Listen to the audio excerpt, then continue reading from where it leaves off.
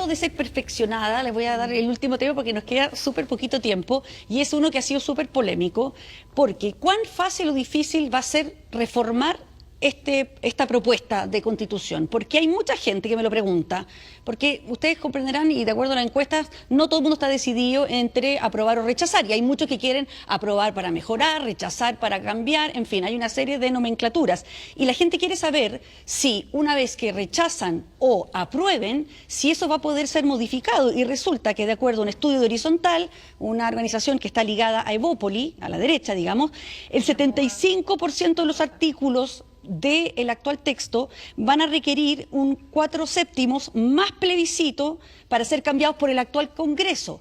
Con el Congreso que sigue, el 57% va a requerir esos altos quórums. Y incluso eso es más que la del 80, donde solo el 21% requiere esos altos quórums. ¿Va a poder ser cambiada la Constitución? No. No, perdón, eso está equivocado doblemente. No estoy citando el estudio. Primero que nada, no son los artículos los que refieren reformas, son las reformas sustanciales a ciertas materias. Entonces yo no sé cómo lo hizo Horizontal para saber cuáles son los artículos que contienen las materias sustanciales, porque además depende de qué reforma a esos artículos quiere hacer. Pero en todo caso, los quórums parlamentarios para la reforma constitucional son incomparables con la Constitución actual. Es decir, el quórum general, esto depende de lo que pase en armonización, ¿no? Si se aprueba la propuesta que viene de armonización, el quórum general de reforma constitucional para todo va a ser 4/7 de los en ejercicio. 4/7 cuando en la Constitución actual son 3/5 o 2/3, que es mucho más. Está bien, para reformas sustanciales, la nueva Constitución va a haber un plebiscito. Además, sí. Y eso a mí me llama la atención, se le ha llamado a eso un cerrojo, pero vaya cerrojo que es simplemente que la reforma sea ratificada por el pueblo, a diferencia de los altos quórums de la Constitución del 80, que no tenían la posibilidad de un plebiscito, por supuesto. Yo creo que le toca a Raúl, Bueno, yo no estoy de acuerdo con Fernando de ninguna manera. La Constitución del 80 tiene 3/5 y 2/3 según las materias, que son materias restringidas. Esta tiene los 4/7 más el plebiscito o los 2/3.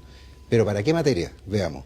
Que alteren sustancialmente el régimen político y el periodo presidencial, el diseño del Congreso de Diputadas y Diputados o la Cámara de las Regiones y la duración de sus integrantes, la forma de Estado regional, los principios y derechos fundamentales, el capítulo de reforma y reemplazo de la Constitución, y además le agregaron en las disposiciones transitorias el capítulo de la naturaleza y medio ambiente y las disposiciones transitorias. O sea, si eso es fácil de modificar. Pero yo quería agregar una cosita más, Mónica, si me permite, con todo lo que yo estimo a la Maya, hizo una afirmación que no es efectiva. No ha habido dentro de la Convención Constitucional grandes acuerdos políticos, porque o los ha habido, pero prescindiendo de un sector, y ese sector del que se ha prescindido para los grandes acuerdos ha sido la centroderecha.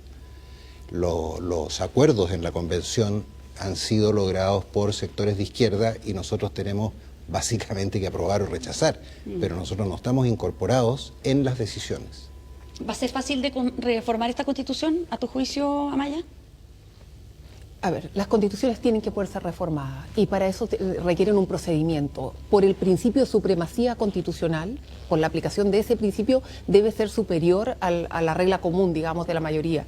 Y ahí hay una tensión, Mónica, que siempre va a estar presente entre la democracia, que es la regla de la mayoría per se, ¿no?, y la Constitución en sí misma, que tiene por la supremacía un quórum superior. A mí me parece que 4/7 es un quórum adecuado, porque ese es un tema serio. O sea, si reformamos la estructura de la sociedad política, que es la Constitución, es algo que tenemos que tomarnos en serio.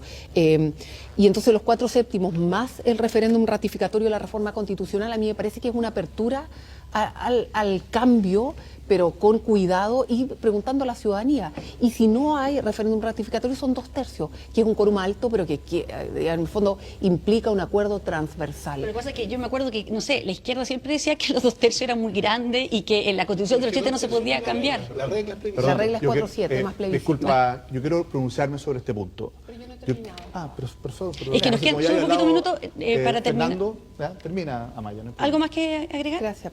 que me parece adecuado y que lo único que incorpora la norma transitoria es la necesidad de que en naturaleza y medio ambiente se produzca ese quórum de 4/7 o el referéndum ratificatorio. En la transitoria se incorporó eso y se relaciona con la implementación de una materia novedosa en que yo diría hay cierto escepticismo ciudadano respecto de la implementación. De todas maneras, Fernando me dice como muy enojado, esa no es la regla. La regla, perdón, yo la leo, yo soy una ciudadana común y corriente, soy periodista, no tengo ninguna especialidad, igual que todos los que nos están viendo, yo la leo y dice claramente, o usted consigue los 4/7, si usted consigue los 4/7, tiene que hacer con plebiscito. Si consigue los 2/3, se salta el plebiscito. Yo encuentro que son dos reglas. Eso, o sea, no sé por qué me dices que una es la regla y otra no. No era enojado ni nada parecido. El sentido fundamental es que es 4/7 más plebiscito. Ahora, hay una regla que permite... los 2/3, se salta el plebiscito. Yo creo que la gente se quiere saltar el plebiscito. Permite eludir el plebiscito. Ahora, yo creo que desde el punto de vista precisamente de la legitimación que tiene la institucionalidad política actual, la idea de que una institucionalidad política reformando por sí sola una constitución y no recurriendo al mismo que va a haber aprobado la constitución el 4 de septiembre, pero, es un problema. No sé cuántos plebiscitos. Ya, se nos acaba el tiempo, lo último cortito. Sí, lo que pasa es que no me he podido referir a este punto, ¿no es cierto? Sí. Es la regla el 4/7 más plebiscito o 2/3. ¿Por qué? Porque son tantas las excepciones, las materias protegidas. ¿Protegidas de quién? De la democracia. O sea, aquí lo que escuchamos, en definitiva, fue por parte de Fernando que la democracia tiene que expresarse en sus instituciones y hay que respetar las mayorías. Bueno, respecto de la mayoría de las materias importantes, sistema político, forma de Estado, derechos fundamentales, principios, además, durante este periodo, estatuto de naturaleza, normas transitorias, Congreso, se va a requerir 2/3 más referéndum, o sea, 4/7 más referéndum o 2/3. Y además, consulta indígena en muchas de las materias. Es decir, el camino de la reforma al texto que se apruebe el 4 de septiembre es un camino imposible.